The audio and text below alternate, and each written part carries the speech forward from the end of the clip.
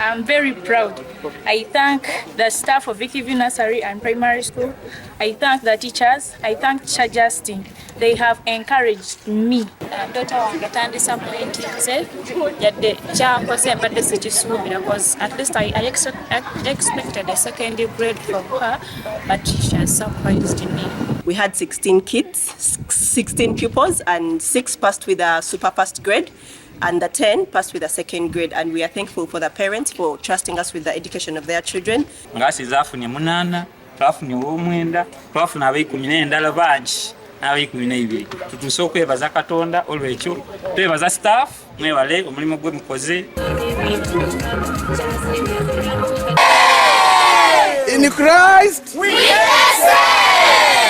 Twende okwebaza Katonda kubanga mulungi guno mukuzi gwaife gwa kusatu okutyamira ebibuuzo ebya PLE. Guno gwokusatu era ebibuuzo nga bwe mwabibwoine ebigumu bityo era twabaire n'abaana 5 na basatu twafune first grade ya 2 na ndala asatu n'ababiri babitira mu second grade. I have got 6 aggregate. We have got friends. Our teachers are always they help us to discuss with them. They are so good. I got 5 aggregate. I'm from Victoria Junior School, Kamuli. I first of all want to thank God who guided my teachers to teach me and has enabled me to pass well. We thank God that there is a great improvement, that this year we have got one that has managed to score aggregate 7 compared to last year of 2020, for which we had the first one who got 8 aggregates.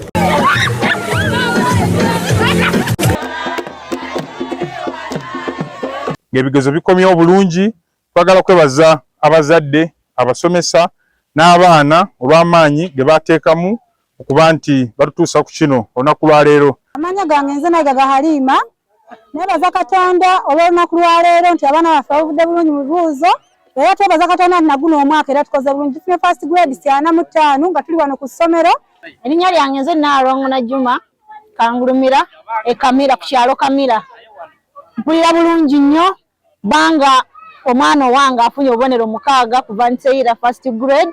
I'm glad that I've got a first grade, and I thank my parents for paying school fees, and I thank God for being with us when we were doing our exams. Twatuza abaana 67, ssanyu lingi nti ku baana 67 tusobodde okufuna abaana 45 abayitidde mu ddaala erisooka, then abaana 18 ne bayitira mu ddaala eryokubiri. Tulinayo abaana 4 abayitidde mu ddaala eryokuna. Essanyu lingi nti essomero guno gwe mulundi gwaffe ogwokubiri okutuuza abaana ab'ekyomusanvu. Buli musanyufu oli yakati akoze na kigezo yase ebintu biba trick naye twakikoze tulina kutya n'abamu nga tetusuubira na kuyita naye twebaza Katonda yatusobeseza okuyita. Ndi musanyufu nnyo olw'ekyo Katonda kyatutuusizzaako.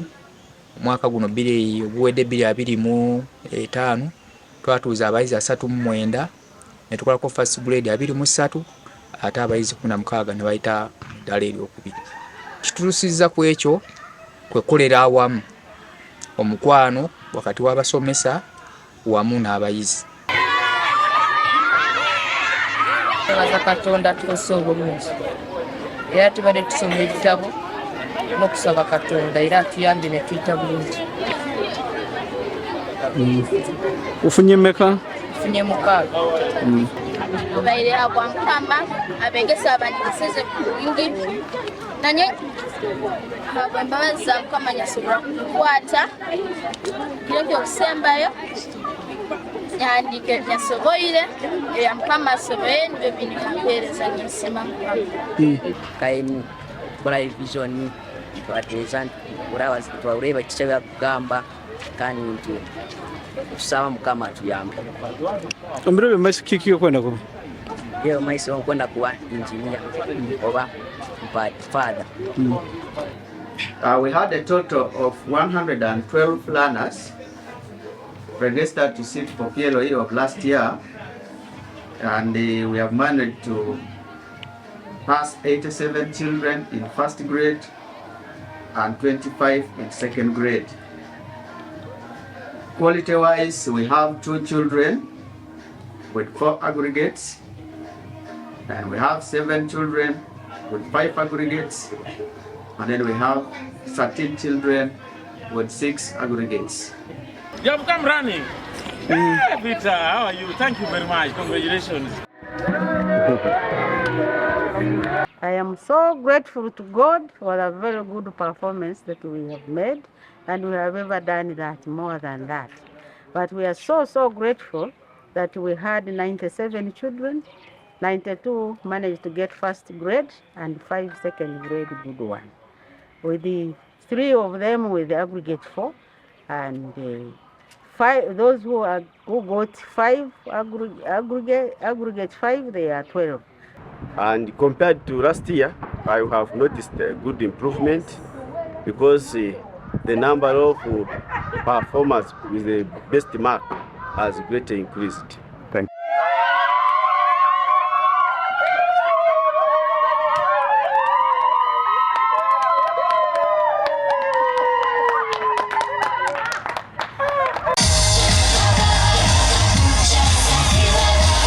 Nebaza Katonda okumbeezaawo n'empola, nebaza director waffe Mr. Kefas Mugabi, nebaza ne muzadde wange okubeerawo nasasula fees. Tuyinza abazadde obutakyusakyusa abaana, bw'oteeka omwana mu Apex tomugyawo okutuusa nga amaze, kubanga kiteganya omwana mu nsoma ye. Apex ebeerewo. Nebaza Mr. Kefa, director w'essomero lino, abeerewo, Mukama amuwangaaze.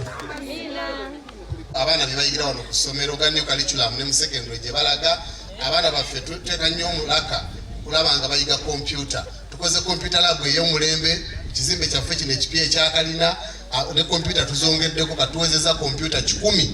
Ku luno tukoze obutaano 2, ate ne tukola first grades 36.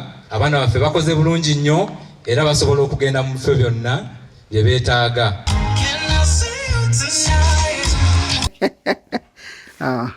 Yes. Nze Nansubula Letitia nafunye aggregate 5 mu bibuuzo byange ebya PLE. Era nebaza bazadde bange okumpeerera mpaka bimazeeko primary 7.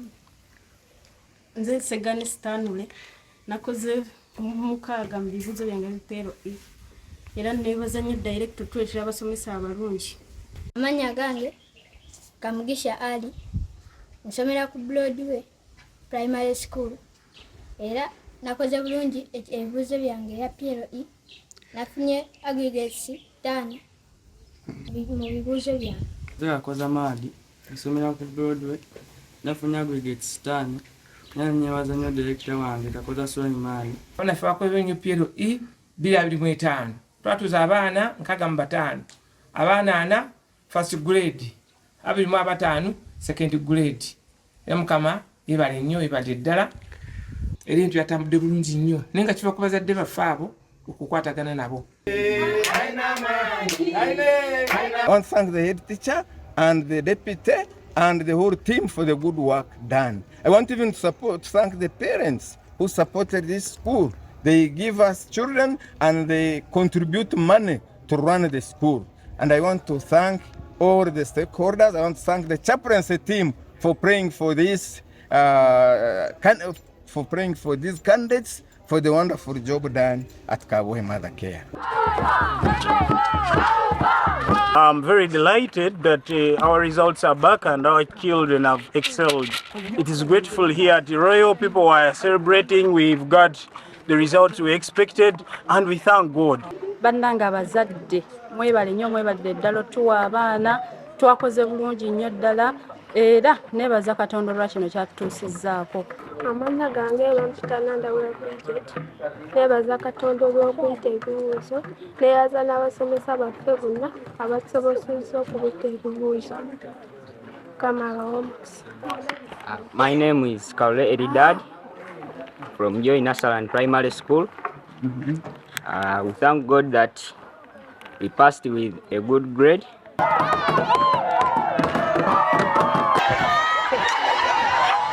Nfunyo nnyo ddala ku bw'abaana baffe abaatula ebigezo byabwe bya PLE 2025 okola obulungi nnyo.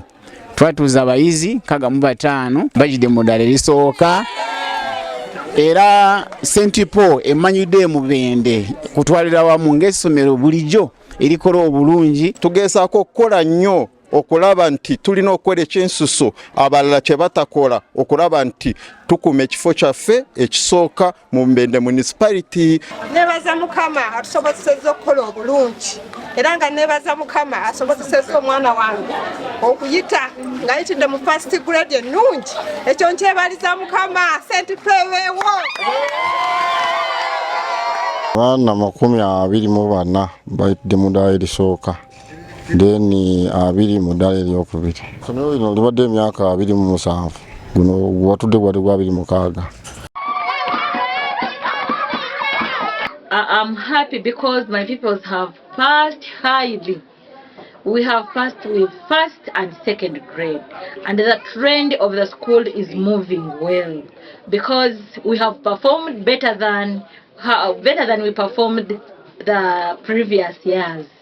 And I'm very happy. I must thank the parents, all the stakeholders, but most especially my beloved teachers for P7.